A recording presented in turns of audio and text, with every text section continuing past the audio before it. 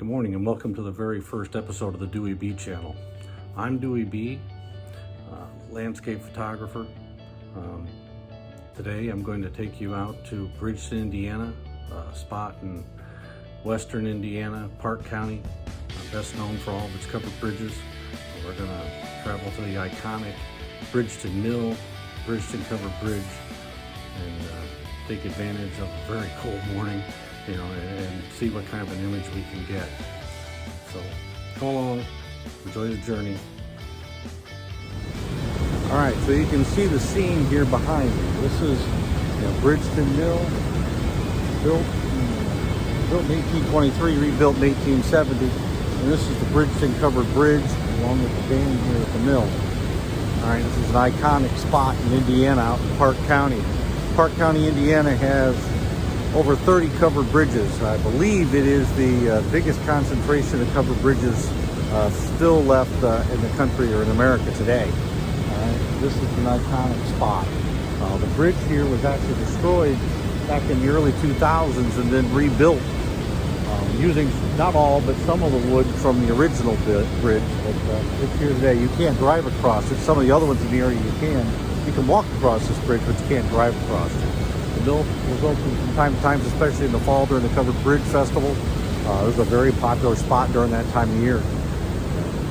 This morning, you got me. There is nobody else out here because we are really, truly in the middle of nowhere, right? In western Indiana. So how do you get here? Why do you get here? Why do you come in? And you look at the scene. This is why you do it. All right. How do you take a picture of it? And that you can watch and listen and read anything you want. All right. But at the end of the day, there's obviously the rule of thirds. All right. And leading lines. And having elements in your foreground, in your background, in the midground. You want to have all those things. You want to make sure everything's focused. But at the end of the day, the most important thing when you're taking a picture is, does it look good to you? Don't worry about what other people think so much about it, but how does it look to you? And if it's something you're happy with and enjoy, then by God, that's a great picture. All right, don't worry about that stuff. Just get out there, use the equipment you have. Now that's another thing. I see people all the time online talking about what lens do I need, what camera do I need. I'm videoing this on an iPhone. All right, because that's what I have. All right, now yet granted, I have some nice lenses, and some nice camera equipment, and a couple of very nice tripods. But I've acquired those things over the years. You don't need that. You just need to get out, all right, and do the things that do something with it. Use what you have, whether that's camera gear, your phone. It really doesn't matter. Just get out there and take in something like this as the sun's coming up. And of course, this morning we've got very few clouds in the sky, and the sun's coming up, so we're not going to have terrific skies and crazy colors, but at least we've got a morning that's incredibly cold. But nothing seems to be frozen. It seems to be moving, and it's still going to be clear, and it gives us an opportunity to take a really good picture. Now, what do you do? How do I take a picture of this scene? Again, the first most important thing to me is I just want it to be something that looks good to me. All right. As long as it looks good to me, I'm happy with it. All right. Do I worry about foreground, midground? Do I worry about leading lines and rules of thirds? Yeah, I do some of that. But not every time I go out and take a picture of something. I mean, if it looks good, in my eye, if it looks good, I take it. And I envision it how I want to do it. Now, like this scene here, I've taken it several different ways. And during this, when we get towards the end of this video, I'll put some of those pictures in over the years that I've taken here, maybe a couple different ways at different times of the morning. Always come out here and do this in the morning. So, when I look at a scene like this, what I want to do is I like, to smooth the water out.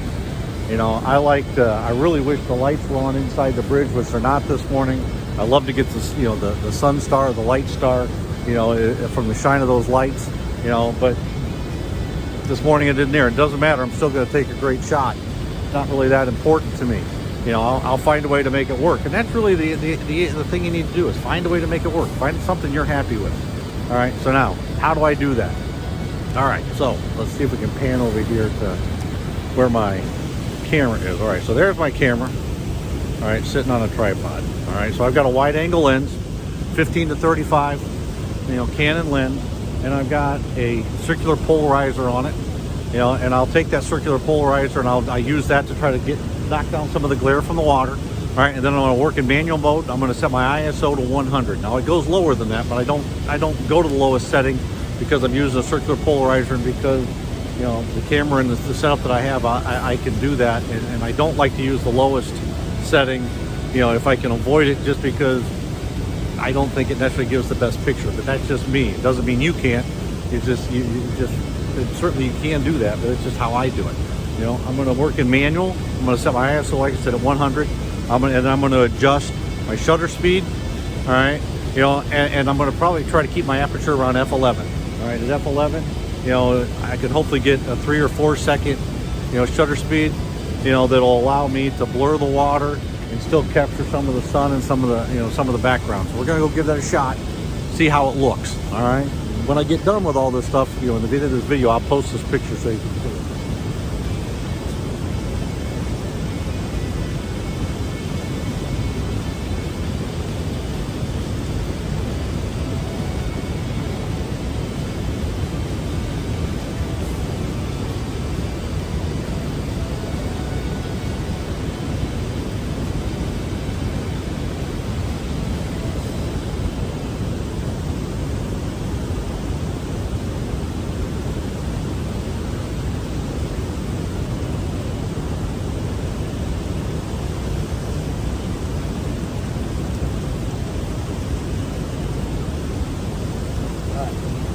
So while we're sitting here and doing this, you know, the sun's coming up, the light's changing. So I ended up with a 1 second shutter doing what I said I was going to do. All right, I turned that, you know, I turned all that, you know, still at f11. I could put my aperture up higher than f11, and that could certainly slow my shutter speed. But certainly, even with 1 second, I'm able to get a nice blur. And hopefully, here as I go through and look at this, I'll be able to pick up some of the steam that's coming off the water, because the water is certainly warmer than the air out here, so you're seeing a little bit of mist, you know. But this is a typical morning, you know, in western Indiana.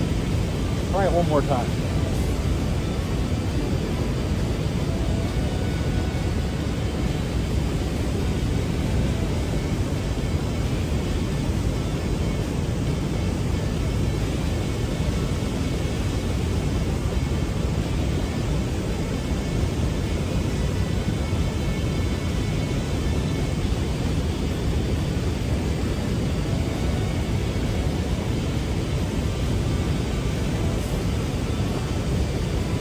So, a couple things. When you're taking a slow shutter speed picture, one of the things you want to make sure you do, if you don't have a remote shutter for your camera, but you don't need it, you can go with what's in the camera. Set your camera for a 2 second delay. So when you hit the shutter, it'll give you 2 seconds to let the vibration stuff go away. So that won't cause any problems with the image you take. You'll still get a sharp image that way. All right, assuming you want a sharp image, because again, at the end of the day, make it look like you want it to look. Don't worry so much about what I think or what somebody else thinks. Think about what you want. All right. Again, I've taken a couple shots here, you know, and this is just a fantastic scene. You know, we can turn this sideways here again so you can see it. It's a fantastic, you know, scene. And this is the kind of thing you want to do. You want to get out and find these things. You don't have to travel all over the world. You know, it's not. Yeah, it's great to do that. You see that all the time. You know, Patagonia, you know, beautiful places in Europe, Switzerland, Iceland, I mean, Antarctica, the Galapagos Islands, all places I'd love to go. But reality is, there are fantastic things right in your backyard. You know, take and draw a circle 2 hours around your house where you live, you know, and then start exploring within that circle. You'd be amazed at things you'd find. This is, like I said earlier, an hour and 30 minutes from my home. All right, an hour and 30 minutes, and within, I don't know, probably 25, 30 minutes of where I'm standing right now, there's another 25 or 30 of these, you know, covered bridges. Not all of them have mills, and not all of them are as photogenic as this, but they're all around here. And I spend a lot of time out here shooting this, also at state parks, things like that. Go walk, hike trails and things like that. Now next week, you know, my wife and I are going down to the Smoky Mountains. I'll film some of that, you know, because that's 7-8 hours from where I live, but still, it's not far. It's not it's a nice place, but it's not an exotic place. But there's things you can find there. Just do a little bit of exploring. The other thing is when you're out doing this stuff, don't just shoot what everyone else shoots. All right. If it's been done a million times, kind of like this, all right, find other things to shoot. Shoot something that's appealing not only to you, but find that next Bridgeton Mill, maybe in your area, or Grand Teton National Park, wherever it may be. All right, but find that area. All right, and the best way to do that, you got to get out there and explore. You got to get out, get off the couch. I have to get off the couch and get out there and start doing this stuff. Share the adventure. Again, I'm no gigantic, fancy, highfalutin professional photographer. Not by any chance, not by any stretch of the imagination. I'm an amateur that just enjoys getting out in the morning, enjoying the air, and enjoying the scenery and just relaxing, because it takes the stress of the world away from me. It'd probably do the same thing for you. So come along for the journey. I'll hopefully post a couple times a month, and hopefully you can enjoy this stuff. Now they won't all be in the field. They won't all my videos are not going to be trying to teach you how to do photography. And I can certainly do that. I can share with you very intimate steps of the things that I do. Most important thing is I just want to share with you, my experiences, what's happening, what I'm trying to do, to hopefully get others to try to get out and do the same thing. It's a great medium, YouTube. It's and a lot of great places out there where you can go spend a few minutes. So thank you for your time. Come along for the next one. Hopefully I'll see you again. Appreciate it very much. Thank you. All right, so now let's take a look at the image I captured at Bridgeton Mill.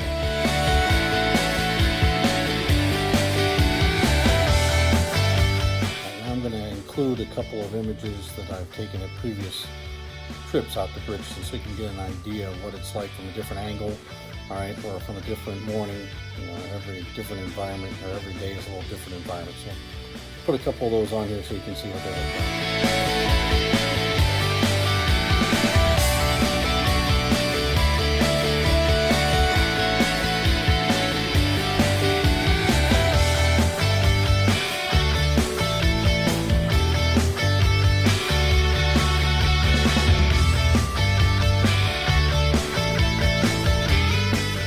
Don't forget to take a minute to subscribe if you'd like to follow along.